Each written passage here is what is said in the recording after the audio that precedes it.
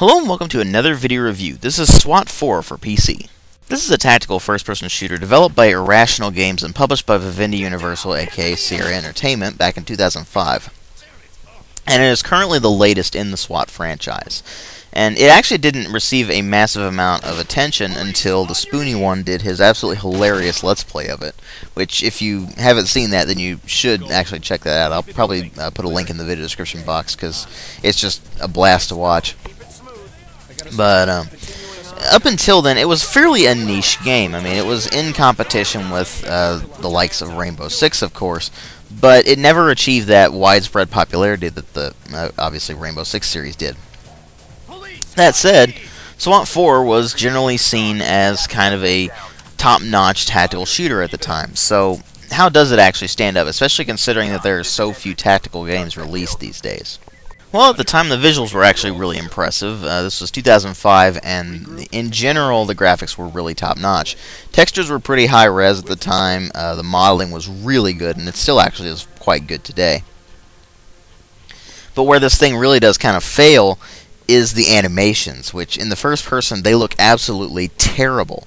Really sluggishly robotic kind of stuff, and it just bothers me in particular. I know a lot of people don't mind it. But this was 2005. We had far better animations by that point in other games that were also up to this level, and even lower level of funding and development talent that SWAT 4 had. So they easily could have fixed the animations there and made them a lot better. The third-person animations are admittedly much better than the first-person ones. But that said, those first-person animations, every time I see them, they kind of get on my nerves just because they look so robotic. And even by that point, I was used to much better animations than that. Still, they don't detract from the experience too much. And likewise, you have pretty good sound design as well. There's not really a lot of music to speak of. It's just kind of mood music to fit the general style of SWAT 4, and it works okay, but like I said, you never really notice it all that much. The sound effects themselves are actually really well done. The gun sounds are actually pretty beefy for the most part. And they sound appropriate given whatever you're using. So they actually did a good job with that, and they also did a good job with the voice acting, which is actually pretty believable. Some lines are delivered a little oddly, but that may just be the writing sometimes. But for the most part, they actually did a really good job with getting voice actors to kind of play their parts. The thing is, there's not a lot of character in these characters that you're going through the missions with and such. It's just that the voice acting itself is actually well done. So I'll get to that one issue later on when I get to the story and all that. But suffice to say, the sound effects themselves, the voice acting, are both very well done. It's just the music's kind of lackluster. But then we come to the story, or lack thereof, and the gameplay. Now, when I say lack thereof, I mean that this thing really has no overarching storyline. It's just a bunch of interconnected missions that you happen to have the same SWAT team throughout the entire game. That's it. There really isn't any sort of thing to tie all the missions together, apart from that your team happens to be the SWAT team assigned to them. That said, each individual mission has its own setup, and it's various things like hostage rescues, high-risk warrant service, stuff like that. And it's all pretty believable situations. They did try to keep those pretty realistic. And they did a pretty good job as well. I was very pleasantly surprised by that. Because it's pretty easy to get certain situations that just seem completely ridiculous. But they did try to ground it in reality here, and they did a good job. That said, there's really no character development to speak of. I mean, the guys that you're with, your team, they're really just nothing more than squaddies to do your bidding. Even though they have their own specific voices, their own scripts and everything, they really don't go beyond that level of just a squaddie that will do your bidding. Like they'll clear a room for you or something like that. They don't develop beyond that stage, which is a little disappointing, but at the same time, it's not that huge of a deal because most of the emphasis on this thing is actually on the gameplay itself. Now, like I said, you have the campaign mode where you just go from mission to mission, and you can pick up wherever you left off. And you also have the ability to generate your own missions just kind of randomly, or actually sort of plan your own missions, like develop them with a mission editor. which is very nice, actually. It's very pleasantly surprising to be able to do that sort of thing. That said, It's not all that powerful of a mission editor, so you can't like change enemy placements and stuff like that, but you can actually fix different bits and pieces here and there that'll be actually add some variety to the game. And so that's nice. And you also have the ability to go online and do either versus or co-op multiplayer. Versus multiplayer is actually really, really irritating because for the most part you'll actually get stunned by a taser and then just handcuffed, and that's just really annoying. But that leads me into what you actually do in this game. For the most part, you are going to be going from room to room, yelling people down, and if they don't comply, then you'll either shoot them, if they shoot at you first, and I'll get to that moment, or pursuing them or hitting them with pepper spray or something like that, just to try to get them to comply. And you will be handcuffing every single person in this game, except for your own team, of course. Basically, if it's a civilian, handcuff them. If it's a suspect, handcuff them. You have to report every single thing to TOC, which are like the operations command kind of people. You will have to secure evidence. If somebody drops a gun, for instance, you'll have to pick that up, and it will be actually count towards your mission. In the campaign, whenever you do a mission and you complete it, then your score will be tallied up from the different things that you did, and you'll actually receive deductions based on various aspects of the game, like if you lost a team member during the entire thing. Oddly enough, whenever a team member is downed in this game, they don't actually die, they just get incapacitated and they're fine in the next mission. But if one of your team members is incapacitated, it deducts a certain number of points. If you fail to get all the evidence, and that'll just cost you a few points. It's more like missing points as opposed to actually getting them deducted.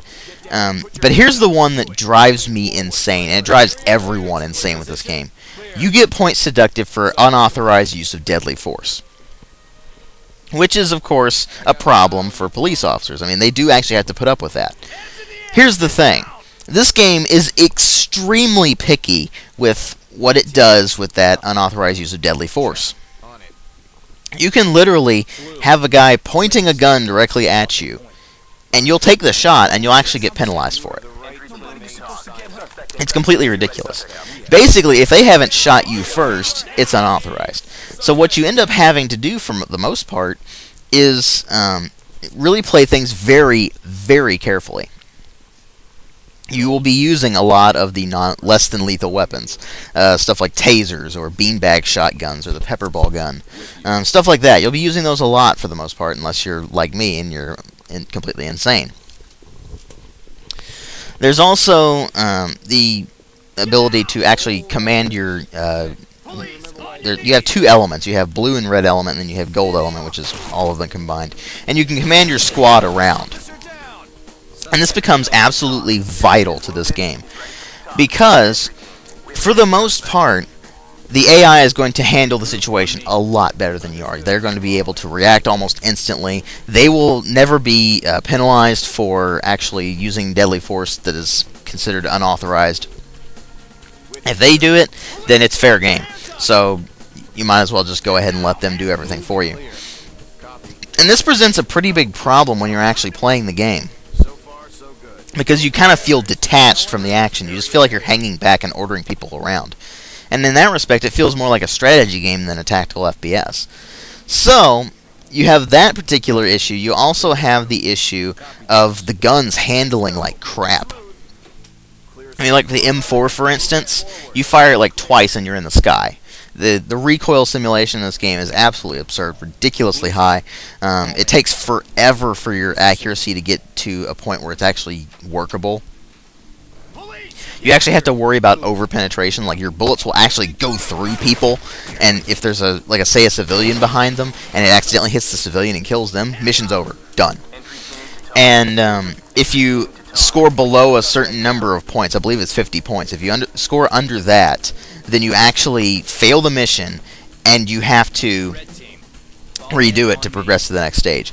That sort of thing is extremely, extremely annoying.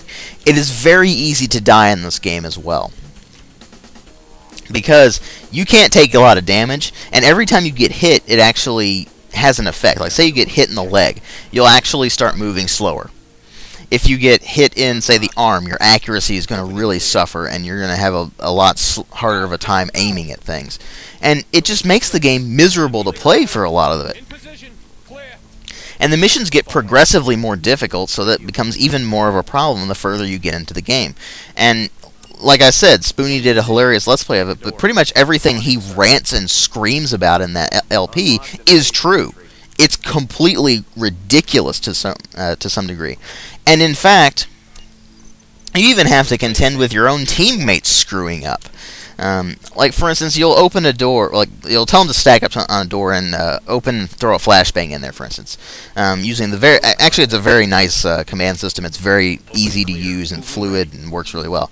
But you'll tell them to use this, like, say, a flashbang. They'll open the door, they'll throw the flashbang, but it'll bounce off of the door and actually blind you, which is extremely annoying. They'll do the same thing with sting ball grenades, which cause you to get all disoriented. They'll do the same thing with tear gas, but luckily you're pretty much immune to that. Horrible, horrible AI moments. For the most part, it's actually really solid AI, but there are just some moments where you sit there and you just want to tear your hair out at how irritating that AI can be at its worst.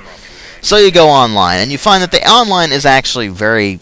it's solid. The thing is, when you go online, if you're doing versus, you're going to get your ass completely handed to you. That's just the way it is.